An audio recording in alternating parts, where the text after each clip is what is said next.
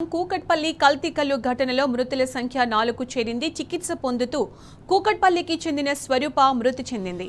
సోమవారం కల్తీ కల్లు తాగిన ఘటనలో 3 మృతి చెందగా మరో 10 మంది ప్రాణాల మీదకు తెచ్చుకున్నారు. తాజాగా స్వరూప కల్తీ కల్లు కాటుకు బలైంది. బాధితులు కూకట్పల్లికి చెందిన కూలీలుగా పోలీసులు గుర్తించారు.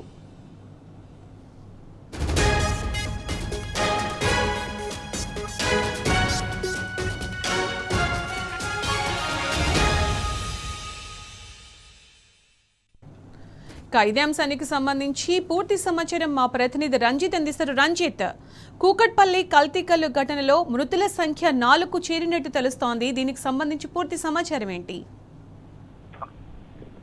సునీత, ఏదైతే నిన్న సాయంకాలం 6 గంటల నుంచి 8 గంటల ప్రాంతంలో ఉందో కూలీలు చేసుకొని, అంటే రోజువారీ కూలీలు చేసుకుని జీవనం గడుపుకునే నిరుపేదలు ఎవరైతే ఉన్నారో వాళ్ళు సాయంకాలం సమయంలో ఎక్కువ మోతాదులో దాని స్థానికంగా ఉన్నటువంటి కళ్ళు కాంపౌండ్ కి చేరి కళ్ళు తాగి దాదాపు 16 మంది వచ్చేసి అవస్థత పాలై వాంతుల విరోచనాలకు లోనయ్యారు. దానిలో భాగంగానే నిన్న సాయంకాలం స్థానికంగా ఉన్నటువంటి రామ్దేవ్ హాస్పిటల్ కూడా వాళ్ళందరూ కూడా బాధితులందరూ కూడా అక్కడికి వెళ్ళి చికిత్స నిమిత్తం వెళ్ళారు. కానీ అక్కడికి వెళ్ళిన తర్వాత దాదాపు రాత్రి 11 గంటల ప్రాంతం వరకు కూడా ఒక్కొక్కరి పరిస్థితి కూడా విషమంగా ఉండటంతో స్థానికంగా ఉన్న వైద్యులందరూ కూడా అప్రమత్తై కూడా వాళ్ళందరినీ నిమ్స్ హాస్పిటల్కి, గాంధీ హాస్పిటల్కి తరలించిన పరిస్థితులు కనబడుతున్నాయి.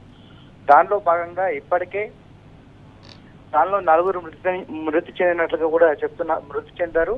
దాంట్లో స్వరూప అనే ఒక మహిళ నిజాంపేట హోలిస్టిక్ హాస్పిటల్లో చికిత్స పొందుతూ మృతి చెంది, ఆమె యొక్క దానితో పాటు ఇంకా 3 ఎవరైతే నారాయణమ్మ ఉందో, నారాయణమ్మ నాగర్ కర్నూలు జిల్లాలో ఉంటుంది, హోటల్లో పనిచేస్తుంటుంది. ఆమెకి 2 పిల్లలు ఉన్నారు. ఆమె కూడా చనిపోయింది. ఆమెతో పాటుగా ఆమెతో పాటుగా వచ్చేసి ఇంకో 2 చనిపోయారు. టోటల్ గా వచ్చినట్లయితే మొత్తం 4 చనిపోయారు. వీళ్ళ పరిస్థితి చూసినట్లయితే ఏదైతే మత్తు కళ్ళు ఉందో, ఈ మత్తు కళ్ళుకు వచ్చేసి ఇథిలైన్ అనేది వాడడం వల్ల వచ్చేసి ఆ రసాయన పదార్థం వల్ల వాళ్ళకు మత్తు పదార్థంతో వాళ్ళు రోజువారీగా తాగడము, కూలికి వెళ్ళి రావడము ఈ విధంగా జరుగుతుంది. కానీ దీనిపైన వచ్చేసి ఇప్పటికీ ఏదైతే అధికారులు, ఆబ్కార్ పోలీసులు అనే వాళ్ళు ఉన్నారో వాళ్ళందరూ కూడా వీళ్ళపైన ఎప్పుడు కూడా అంటే ఏదైతే తనిఖీలు చేయకపోవడం వల్లనే ఇలాంటి ప్రమాదం జరిగిందని చెప్పేసి స్థానిక ఎమ్మెల్యే మాధవరం కృష్ణారావు ఆగ్రహం వ్యక్తం చేశారు. దాంతో పాటు నిన్న రాత్రి 8 గంటల ప్రాంతంలో వచ్చేసి ఘటన స్థలానికి చేరుకున్న స్థానిక ఎమ్మెల్యే మాధవరం కృష్ణారావు వాళ్ళ బాధిత కుటుంబాలందరినీ కూడా హాస్పిటల్లో పరామర్శించి వాళ్ళందరికీ కూడా మెరుగైన వైద్యం అందించాలని కూడా వాళ్ళందరినీ హాస్పిటల్కి తరలించారు. దానిలో భాగంగానే నిమ్స్ హాస్పిటల్కు, గాంధీ హాస్పిటల్ కూడా తరలించిన పరిస్థితులు కనబడుతున్నాయి. కానీ ఆ మృతులకు సంబంధించిన వాళ్ళు ఏదైతే ఉందో ఈ ఇథిలిన్ అనేది బాగా బాడీలోకి ఎక్కడం వల్ల కూడా వాళ్ళ యొక్క పార్ట్స్ పనిచేయకపోవడము, అపర్మత స్థితిలో ఉండడం వల్ల కూడా ఇబ్బందులు ఉన్నది.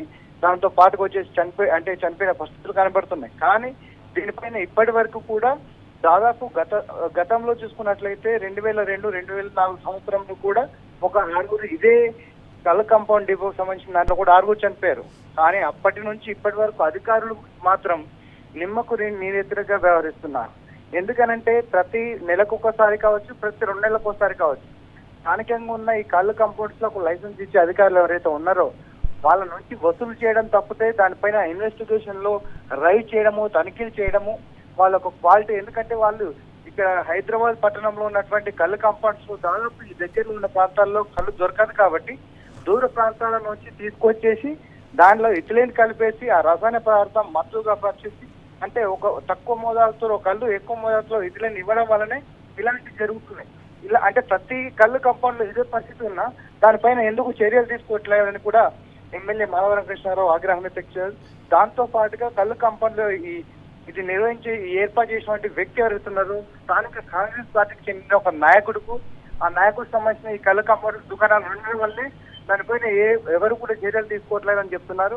ఇప్పటికే ఏదైతే ఆప్కార్ ఏసీపీ ఉన్నారో ఏసీపీ వాళ్ళు వచ్చేసి దానికి సంబంధించిన కళ్ళు కాంపౌండ్ పైన వచ్చేసి 5 పైన కూడా ఈ కేసు నమోదు చేశారు. 174 యాక్ట్ ప్రకారము దానిపైన కూడా దర్యాప్తు చేస్తామని కూడా చెప్తున్న పరిస్థితులు.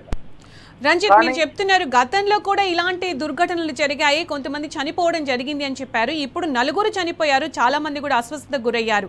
సో ఈ నేపథ్యంలో మరి అప్పటి నుంచి ఇప్పటి వరకు కూడా ఎందుకు అధికారులు చర్యలు తీసుకోలేదు? దీనికి సంబంధించి ఎవరైనా ప్రభుత్వం నుంచి రెస్పాండ్ అవ్వడం జరిగిందా?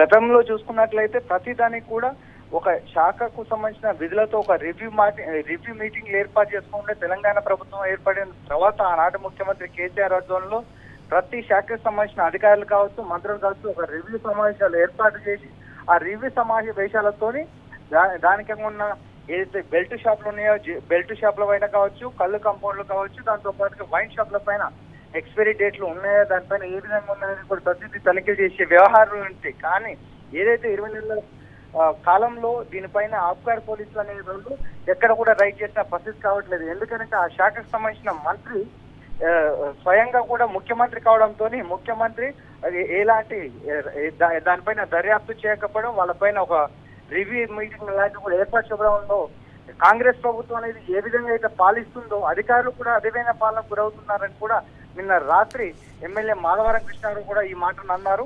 అదే విధంగా కూడా ఈ పాలన ఉందని చెప్పేసి కూడా స్థానికులు చెప్తున్నారు. కనీసం ఇంత జరుగుతున్నప్పటికీ కూడా స్థానికంగా ఉన్న ఏదైతే అధికారులు ఉన్నారో వాళ్ళందరూ వచ్చేసి కూడా నేను మాట్లాడటాను కూడా మౌనం అంగీకరించారు. దాంతో పాటు ఈరోజు చికిత్స పొందుతున్న నిమ్స్ హాస్పిటల్కు మంత్రి జూపల్లి కృష్ణారావు అక్కడికి చేరుకొని బాధిత కుటుంబాలని పరామర్శించారు. అంతే తప్ప కానీ అసలు ఎందుకు జరిగింది, ఎలా జరుగుతుంది అనేది ఆరాధిస్తామని చెప్పేసి అంటున్నారు. మరి ఇప్పటికీ జరిగిన వారికి వచ్చేసి బాధిత కుటుంబాలకి ఎలాంటి నష్టపరిహారం చెల్లిస్తారు, దాంతో పాటుకు వచ్చేసి ట్రీట్మెంట్ ఉన్న వ్యక్తులకు వచ్చేసి ఏం చేస్తారనేది కూడా బాధిత కుటుంబాలు కావచ్చు, స్థానికంగా నాయకులు కూడా అందరూ కూడా దానిపైన వచ్చేసి ప్రశ్నోత్తరంగా ఉన్న ప్రశ్నలు కనబడుతున్నాయి. ఇప్పుడు కళ్ళు కాంపౌండ్కి సంబంధించిన వాళ్ళు ఎవరైతే ఉన్నారో యజమానులు, వాళ్ళు ఈ మృతి చెందిన వాళ్ళకి సంబంధించి ఏమైనా అంటే హాస్పిటల్ చికిత్స పొందుతున్న వాళ్ళకి కావచ్చు, వీళ్ళకి కావచ్చు, ఏమైనా అంటే మేము చూసుకుంటామని చెప్పడం జరిగిందా కిరణ్?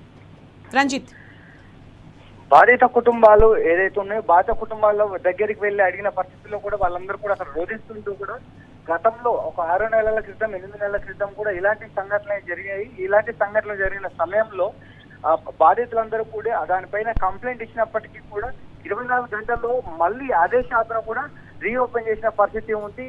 దానికి ఏదైతే బాధిత కుటుంబాల యొక్క వ్యక్తులు ఉన్నారో వాళ్ళే చెప్తున్నారు ప్రయాణ ఇది ఖచ్చితంగా కాంగ్రెస్ పార్టీకి చెందిన ఒక నాయకుడికి రేవంత్ రెడ్డితో కావచ్చు, స్థానికంగా కంటెక్ట్ చేసినటువంటి ఎమ్మెల్యేగా కంటెక్ట్ చేసిన వ్యక్తి కావచ్చు, ఆయనతో సన్నిహితాలు ఉన్న వ్యక్తి కాబట్టే అతనికి అండదండాలు ఉండడంతోనే దానిపైన ఎవరు కూడా చర్యలు తీసుకోవట్లేదని కూడా ఈరోజు మీడియా ముఖంగా కూడా చెప్పారు. దాంతో పాటు వీళ్ళు ఎవరైతే ఉన్నారో కనీసం ఇప్పటికి ఈ ఘటన జరిగేసి ఇప్పటికీ 4 చనిపోయారు. ఇంకా కూడా విషమంగా ఉంది, పరిస్థితులు విషమంగా ఉన్నప్పటికీ కూడా ఆ యజమాన్యానికి సంబంధించిన వాళ్ళు మాత్రం ఎవరు రెస్పాండ్ కావట్లేదు. పోలీస్ అధికారులు ఇన్వెస్టిగేషన్ పేరిట వచ్చేసి 5 పేరు మీద వచ్చేసి కేసు నమోదైంది. వాళ్ళపైన ఏదైతే కూకట్పల్లిలో సంబంధించిన చింతకింద నగేష్ గౌడ్, బట్టి శ్రీనివాస్ గౌడ్, టి శ్రీనివాస్ గౌడ్, టి కుమార్ గౌడ్, శ్రీగర రమేష్ వీళ్ళ 5గురిని కూడా అదుపులోకి తీసుకుని విచారణ చేపడుతుందని చెప్తున్నారు. దాంతో పాటుగా ఇప్పటికే 674 లీటర్ల కల్తీ కళ్ళను కూడా పోలీసులు స్వాధీనం చేసుకున్నామని చెప్తున్నారు. కానీ దానికి సంబంధించిన మాత్రం ఏమీ చెప్పే వివరాలు కూడా చెప్పలేకపోతున్నారు. Thank you Ranjit, thanks for the updates.